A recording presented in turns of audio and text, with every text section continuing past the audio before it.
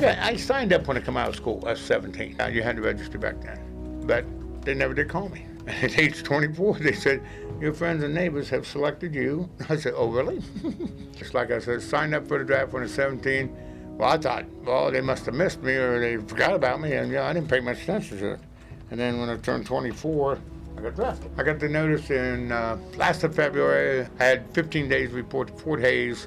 I reported to Fort Hays. They inducted me, took me straight to the airport with a bunch of other guys. And we flew from there to Fort Gordon, Georgia for basic training. Spent 8 weeks in basic training in Fort Gordon. Just like to kill those old man. They kept telling us after basic that we'd have a 30-day leave, because I was married at the time. I would have a 30-day leave and then have to report to advanced infantry training. Well, my mom and dad and my wife come down, and the day of the graduation, we graduated, I seen them for 10 minutes. They put me on a bus straight to Fort Jackson. That was it. And I spent another 8 weeks at Fort Jackson, South Carolina. Came home for 22 days and shipped to Vietnam. That was just kind of a rush deal. Landed in just outside at Tan Son Nhut, right there at Saigon. Tan Son Nhut Air Base. It's right outside, it's right at Saigon. Basically, we had to spend 4 days of doing nothing but sitting because the temperature when we hit Vietnam was like 115 degrees. It was so hot you couldn't breathe. And of course your blood's so thick, so you spent basically the 4 days just letting your body kind of, go down to thin out your blood a little bit. That was another real problem they had over there. As hot as it was, average temperature during the day was 120 degrees. At nighttime, it would drop to, say, 85 or 90, but I slept with a field jacket and a blanket on. And everybody said, you kidding me? I said, we had 5 guys die of pneumonia because it's such a, everybody said, well, how could that be at 90 degrees? Well, you're used to 120 and something like that, and you drop, 30, 35 degrees, it's cold. And then we got assigned to a unit right after we done our 4 days. And in fact, it's kind of amazing because most of the guys, the airplane we flew over, there was probably 100 guys, and we all went to the same unit. And I said, boy, that's kind of odd. Well, that's because this unit had got hit 2 weeks before that and lost 91 men. I said, ooh, that's not a good sign. Not a good sign.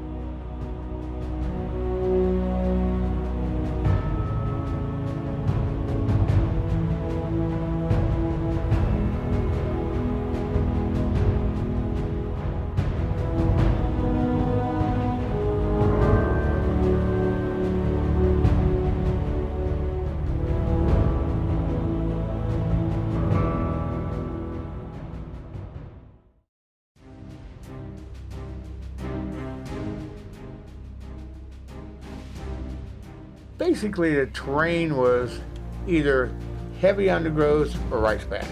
The undergrowth, this stuff was so heavy, it could be 12, 14 feet. 50% was rice paddies and 50% was undergrowth, heavy undergrowth. Some trees, but mostly just this heavy, just like a vine type growing stuff. It's heavy. And it could go from one side to the other, could be a mile across it. And it would actually take you, if you hacked your way through it, it would take you a day to go that mile of hacking your way through it. And we didn't usually go that way. That's why they use that Agent Orange so much. My God, in 3 or 4 hours, that stuff it was just like it was on fire. It just kind of, like it was melting. I mean, just go away. They sprayed it off out of a plane, and they would go real low with a plane, and it was just like they're doing a forest fire. You know how these planes go across and dump all this powder stuff. Like we would be back along the outer perimeter of this hedgerow. You could see this orange, that's why they call it Agent Orange. It looked like an orange powder. You could see it all over the tanks and stuff like that. But we never thought nothing about it, but you always kind of put in your head like, man, that's got to be some powerful stuff to actually literally 4 or 5 hours wouldn't be nothing there. Just a pile of, it looks like burnt up brush.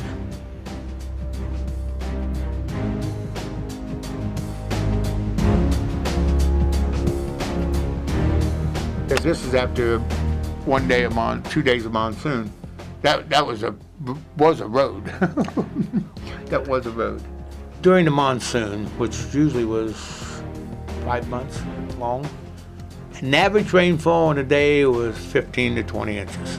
It was just excruciating.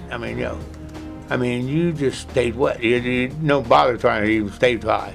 But we would go out on operations like that because the goose wouldn't move around during the rain. They wouldn't move around real good. They didn't like moving around in the hard monsoons. GI didn't care. That's when we found them. And that's when we found a lot of them. But yeah, but 15 to 20. One day that we had 24 inches of rain in 24 hours. We had a lot of guys get jungle rot and stuff like that. I never got any jungle rot or anything like that, but I guess I was just lucky. I had the same boots.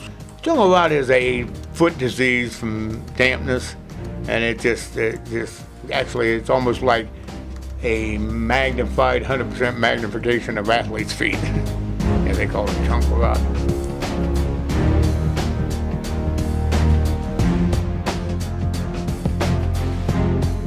If we get into a lot of heavy rice paddies and go through rice paddies and wet and everything like that, get a lot of leeches too.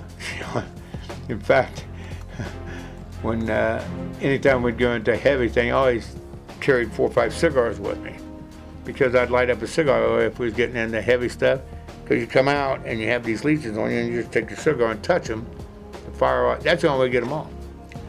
Is to just touch them with the hot fire of a cigar or something, and they'd curl up and fall off. The mosquitoes over there were just, those mosquitoes over there were huge, just huge. We always laughed because we said 4 mosquitoes could carry your bunk away. But we took these huge malaria pills every morning. I used to get a kick out of mosquitoes because they'd fly up on you and they'd bite into you. And all you had to do is tighten up your fist like that. They can't get out. And then all of a sudden you just see them swell up, blow up.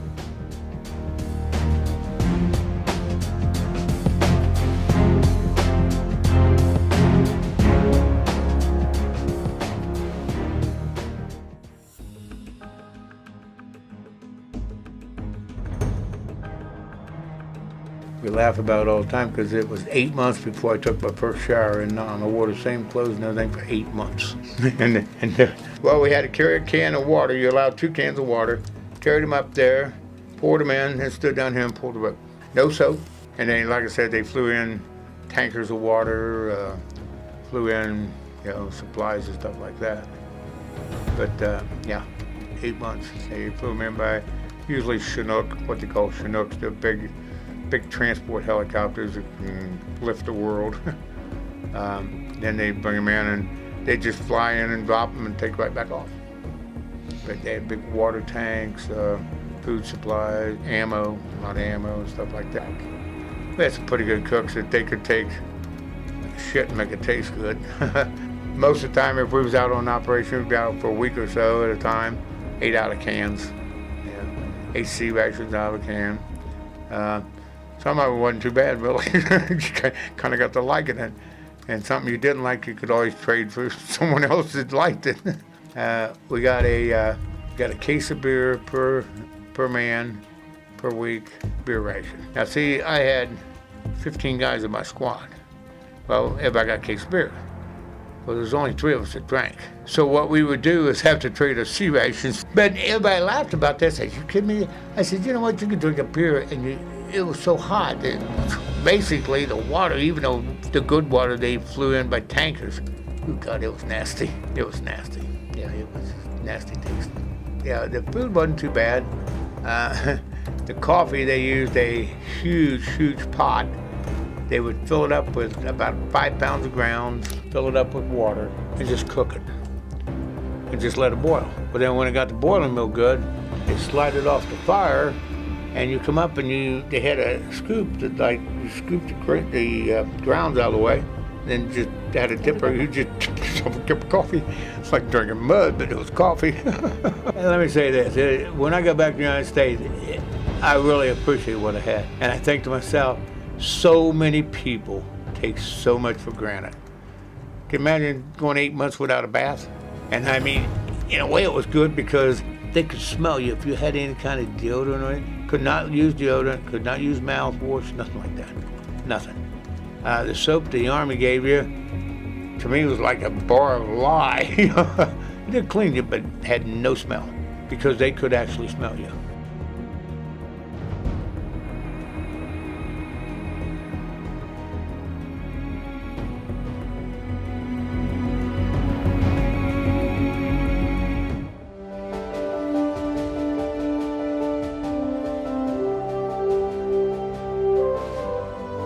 In the time I spent over there, we had what they called stand-down days. Stand-down days was you would go back in a secure base camp and spend 3 days doing maintenance on your vehicles and stuff like that, getting your equipment all back there for usually 3 days. Now, usually we had, I think total, I had 4 stand-downs, what they call stand-downs in almost 14 months. I had 4 stand-downs, which would have been about every 3 months or so, because they just kept us humping. But a stand-down, man, we would look forward to stand-down. That and R&R once a year, 5 days. They would take you, they would let you go to Australia, see Australia, Hong Kong, or Hawaii. Picked Hawaii. Well, a good friend of mine that I was in the service with in Nam, his wife lived in Kentucky. So his wife and my wife kept conversing back and forth, so they got tickets together to go to Hawaii, go meet us in Hawaii. And usually when you were going on R&R, they would pull you out of the field, out of the action, so to speak, 3 days before to get ready and all that. Well, we was in such heavy contact and everything like that, they didn't pull us out, me and Roger. Well, 2 days before we were supposed to leave, we were on a search and sweep operation, and Roger got off the tank, and I said, dude, be careful, a couple more days we'll be in Hawaii in the sunshine. And he called into a bunker, checking a bunker out, and had a tripwire and had a grenade in it, and killed him. 2 days before we were supposed to go to Hawaii. 2 days.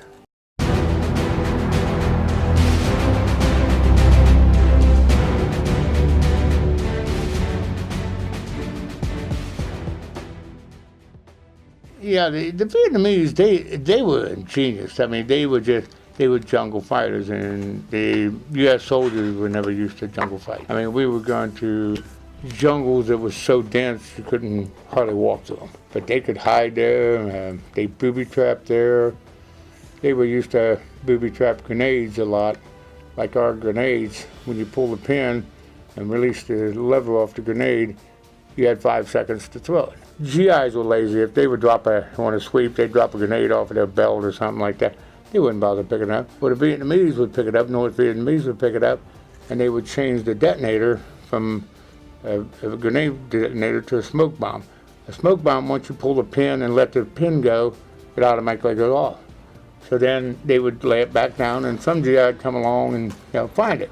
He'd be hooking on his belt. About the time he'd pull the pin off and throw the thing, blow up in his hand, take his arm and half his head off. They used a lot of our stuff that some of our artillery rounds that actually didn't go off, they would booby-trap them.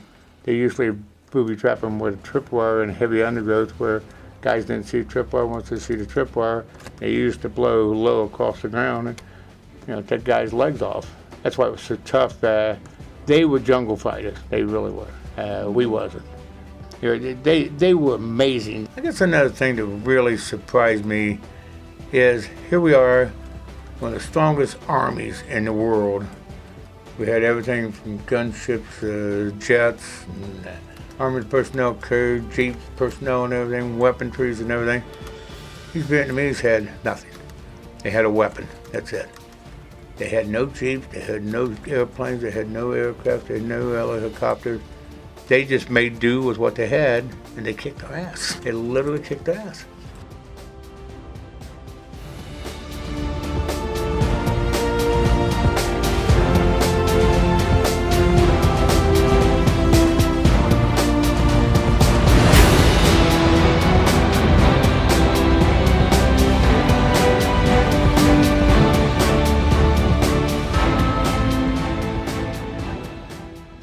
Used to go out on what they called search and destroy missions. We would go out during the day just to look for basically caches of weapons. They'd be buried in bunkers and stuff like that. We went out on a sweep and destroy mission one day there that B-52s had dropped bombs that night, and we seen this crater. It was probably 15 feet deep. Well, something was shiny down in there, so we sent a team down in there, and what it was a metal roof. And they peeled this back, and they had a 50-bed hospital built underground. And it tunneled in. They would tunnel their wounded into this hospital, but it was buried totally underground. I would say it was probably 30 feet underground. We used to go in now, say a big heavy undergrowth area, and these planes would come in and spray this Agent Orange, and in a matter of probably 2 hours, I mean, this foliage was just gone. It's just like it melted into the ground. That's how strong this stuff was. And if there was any Vietnamese in there hiding in bunkers and stuff, they'd come on out, and we, of course, we were around the perimeter and shot them. I guess the first firefight we got in, I was only over there about a month when Ted of 68, the worst offensive they ever hit Vietnam, hit. And I was in the turret of my tank, and they were trying to overrun us, and I just couldn't pull the trigger.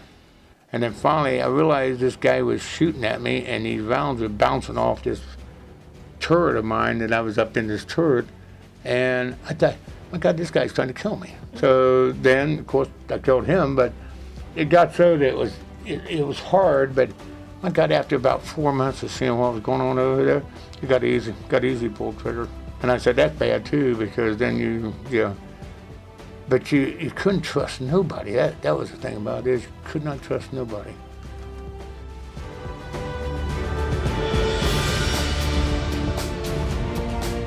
I mean, they had no respect for life. I mean, just none whatsoever.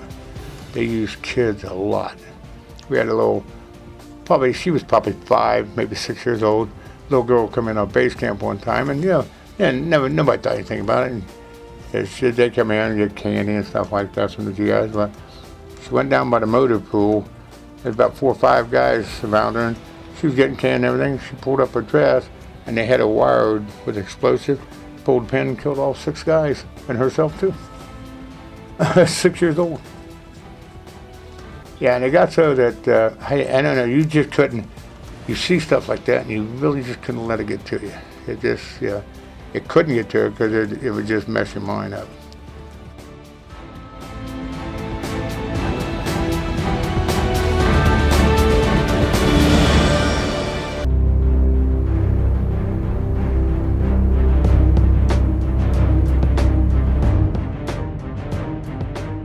We would go out on operations a lot, and we would go out probably 2 or 3 months at a time, but we would pick an area and just make a wagon. We always wondered why we always put our tanks and armored personnel carriers like the wagon train did, in a circle, but that's because you could protect all sides. And they usually had the command post and the mess tent in the center, and that was the center. Now we got into contact one night, and we fought them from about midnight till probably 5:30, 6 o'clock in the morning, just constant fighting. In fact, I mean, just everything. I had a 50 caliber on my tank that barrel would get so hot that the rounds would come out quicker, and you'd have to change the barrel, and we just went, I mean, we had mortars and all kinds, but for 5 solid hours, nothing but fighting. We went out the next day and done a sweep, and found about 380 dead gooks. But they broke through the perimeter on one side. Well, then once they got inside, say there was probably 8 or 10 of them got inside. So then they're running around there shooting, and you got this circle here, and you don't know who to shoot and what to shoot, and yeah, it got to be pretty hectic at times.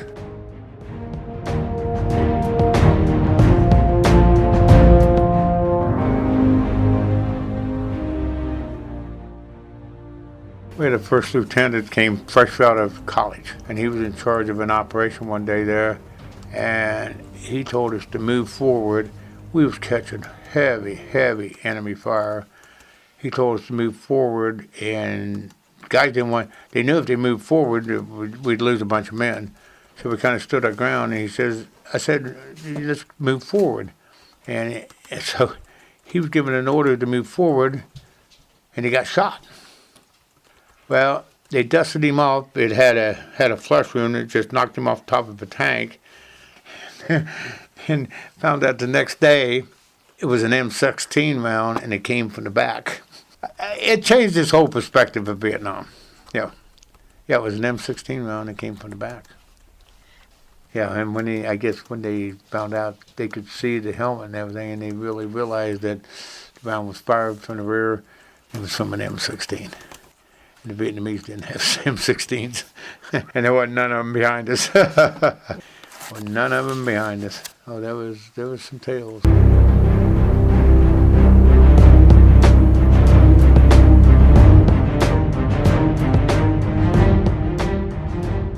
We got hit one night. We was set up on an ambush on an intersection, and what we did is they set up an L-shaped ambush in one corner of the intersection because we knew there was movement through there. Well, here come a couple of them getting down the road about 1:30 in the morning. The lieutenant told us to open fire on them. Well, usually Vietnamese would send a couple scouts ahead. I knew if they opened fire on them, it would warn the main unit. Well, they opened fire on them, killed those two guys. Next thing you know, we had mortars coming in because it was a mortar platoon. All they did was set up their mortars. They carried them with them. Set up their mortars, started bombarding our position. We took 2 or 3 wounded. We got the wounded, was dragging them out and pulling back to meet up with another patrol. And at the same time, calling in artillery. And this lieutenant was so shook. He called in coordinates, and I was right close to the radio guy. And I yelled at him, I said, "Sir, those are our coordinates." And he grabbed it real quick and aborted the mission because he was calling in he got so shook that he was calling in our coordinates. So he got the coordinates called in, and so they brought in artillery. How they brought in artillery from probably 6-8 miles away, because that artillery would go quite a ways. Now, we used to get in big, heavy contact, and I'll tell you what, they would bring in these fighter jets. My God, I'd never seen such an art, because they would come in, they would be like they're flying towards each other, and they would turn. It looked like they just locked their wings together. And these guys are, fighter pilots, these F-16s, and they're flying, and they would lock their wings together and come down and just start shredding this area and everything, and then they would break out like this and go around and just like coming together and it's just like the radar. I mean, just like they would lock together. They were fantastic. And they kept us out, they got us out of a lot of scrape, the fighters did that. And some of the, we had gunships, helicopter gunships. They would used to bring these gunships in, and they had these Cobras. Man, these things, and I think their machine gun cycling rate was like 1,000 rounds a second or something like that. I mean, it just had these miniguns. It could just wipe out an area, and they were amazing. Called Cobra gunships. They were amazing.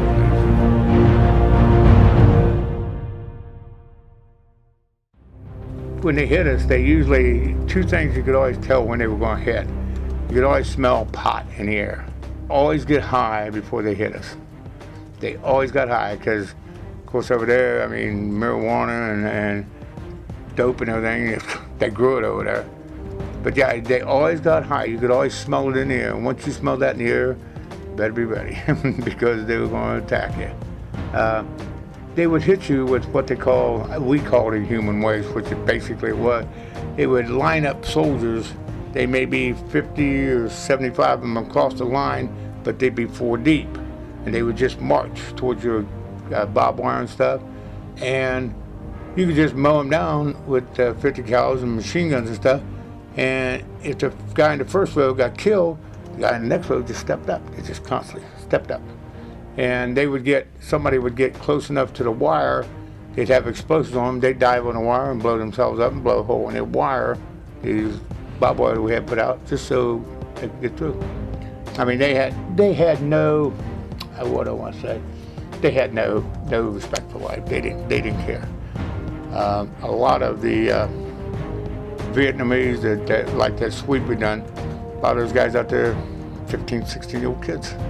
They had no remorse of taking young kids from a village I'm talking maybe 10, 12-year-old kids, and planting mines in the road and stuff like that.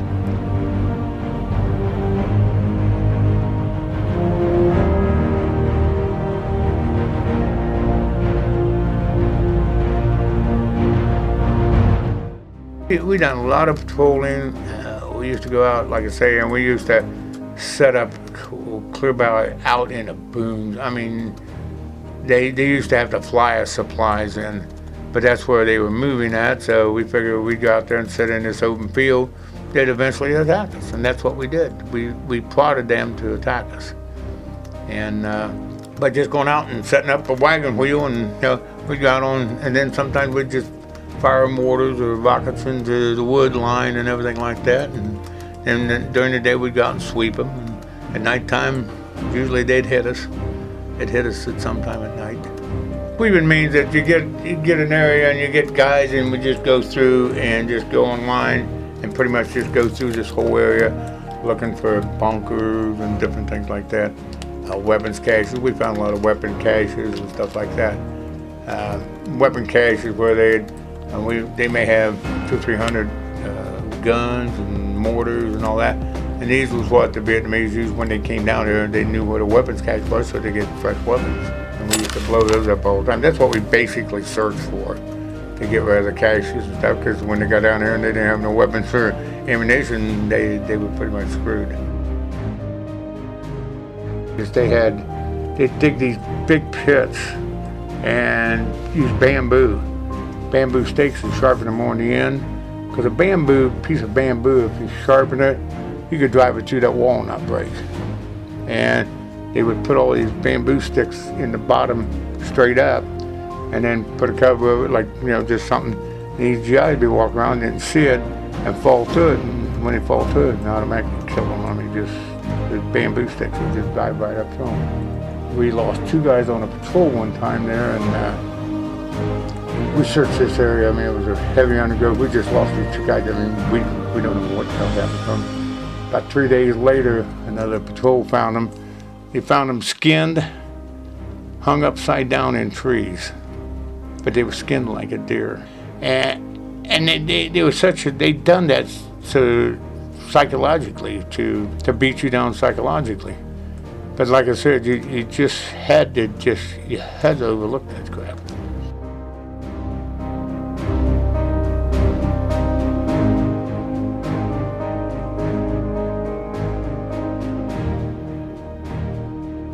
Another company, not ours, but another company, they were not an army unit, but they sent a patrol out one night.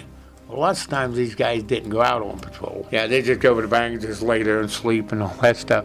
Well, because what they would do is an army unit would plow big dirt mounds like this to protect the front of the tanks and the armor, and then the guns would just stick over the top. Well, these guys would go out, had this one-unit squad, 14 guys. They said, oh, we ain't going out, we just go over the hill here. Well, they heard the radio. The guards that he was on guard duty that night heard the radio, heard like that noise, and they opened fire and killed 7 of them, our own guys. But they wasn't supposed to do that.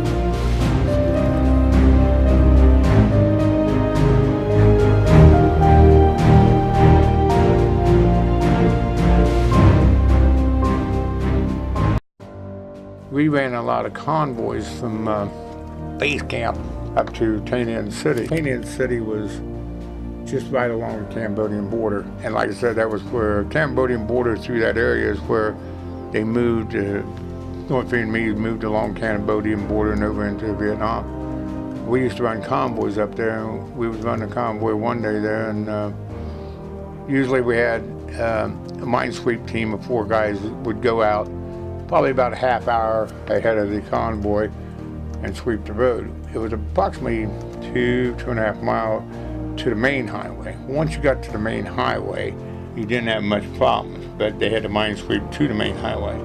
Well, they mine sweeped it one day, and then we had a tank, an armored personnel carrier, and 2 supply trucks, and then another tank, and then a couple supply trucks. Well, I was right in about the middle of the convoy, and they blew a command detonated mine in the road, The minesweep team, I don't know how they ever missed it, but they missed it. And about probably 200 yards off the road was a big, heavy undergrowth area where the guy just sat over there and waited, decided that he was going to blow it on my tank right in the middle of the road. And it ended up that nobody ever rode inside the tanks because inside the concussion would have killed them.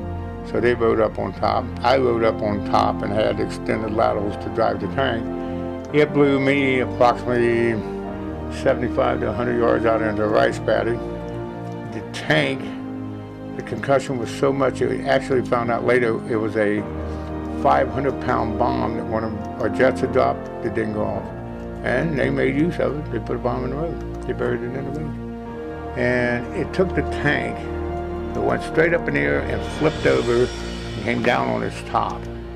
Now, the guys that was on the top, there were 6 guys on the top that rode on the top. Well, the concussion didn't blow them off, but when the tank flipped, they fell off. And of course, killed all 6 of them when the tank came back down. Because it's kind of amazing, the tank is 62 tons of armor-plated steel. And it actually blew it up in the air and flipped over once on its top. And I always thought that driving tank, I said, oh, that'll be cool. You know, I said, you know, we got 62 ton of armor-plated steel around here. I said, I'm pretty safe. But no, he wasn't. He wasn't all that safe. They had, the Vietnamese had rocket launchers. They were Russian-made. That this rocket would hit the side of your tank, and it was like a heat-sinking, burning rocket. It just make a hole, and it would just go right through. And then when it hit the inside of the tank, the open air, that's when it exploded. And normally on tanks, we carried enough ammo for a month's worth of fighting in every tank. So when they went up, they went up.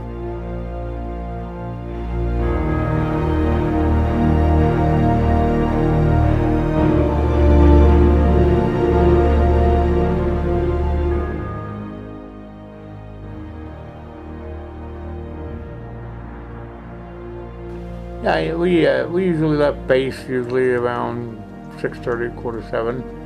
Get lined up for the convoy. Had something to eat, cup of coffee, and just everyday routine. And it was approximately a mile from where we had our base set up at.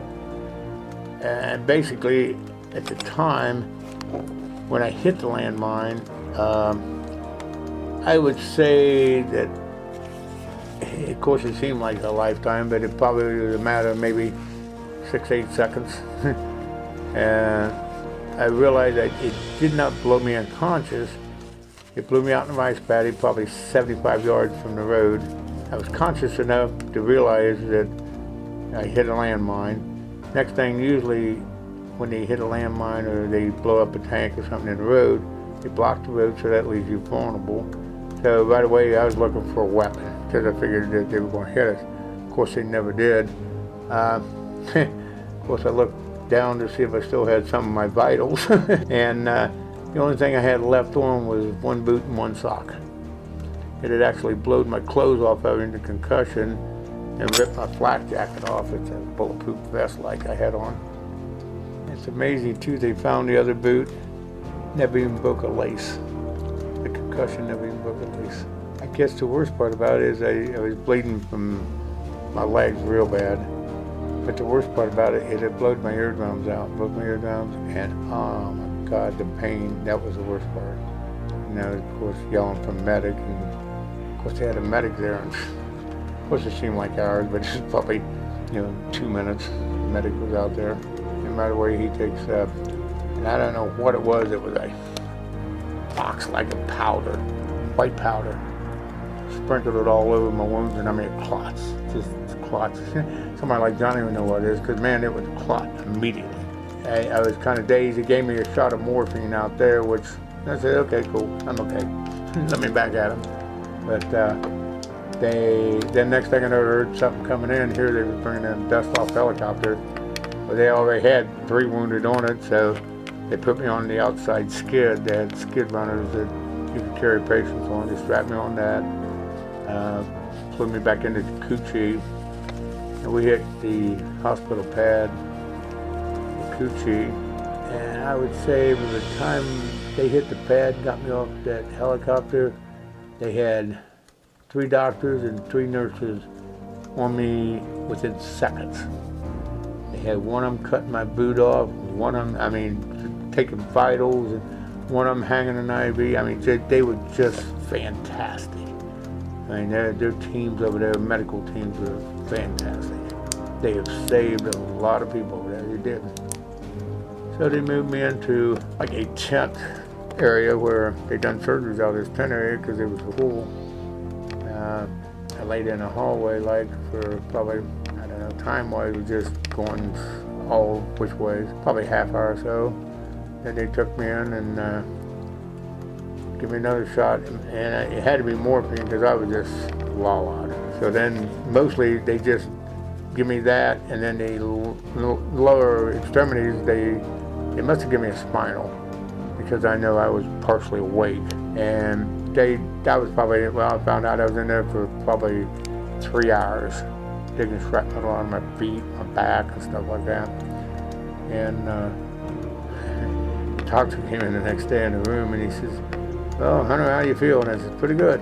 I said, "Thanks for the work you done." He laughed, and he said, "Well, I'm glad I didn't listen to you." And I said, "What do you mean?" He said, "Well, they must have given you a shot of morphine in the field." And I said, "I think they did." And he goes, "Oh, we didn't know that."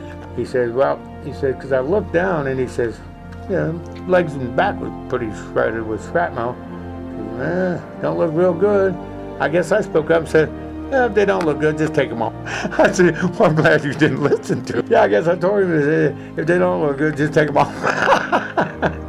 He said, "I kind of figured that they must have given you a shot of morphine out in the field." But I laid there for probably 5 days in a field hospital. They moved me back to my unit. I was back to my unit one day and back out in the field. They issued me another tank and back out at it. I say all in all, I was probably out maybe a week and a half, if that. Yeah, kind of. And when I first went back out, I was a little bit leery. I'm just a little apprehensive. But you know what? The more I thought about it, the more I got pissed, and then I wanted to get at him.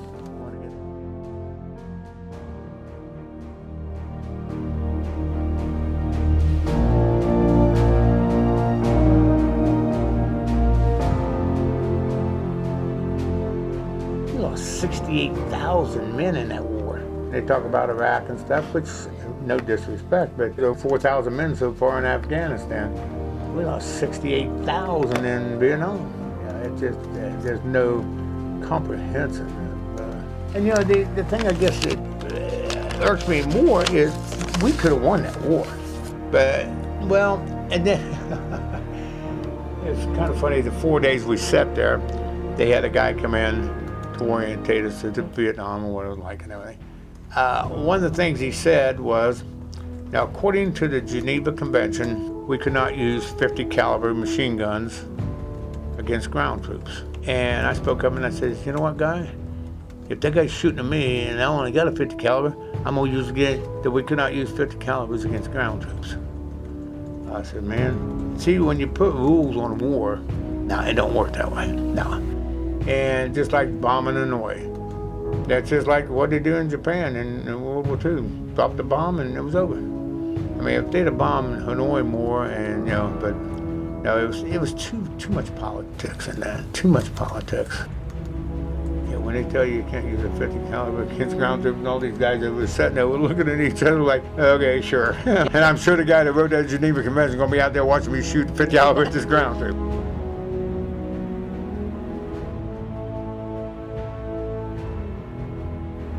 They're not here. They don't know what's going on.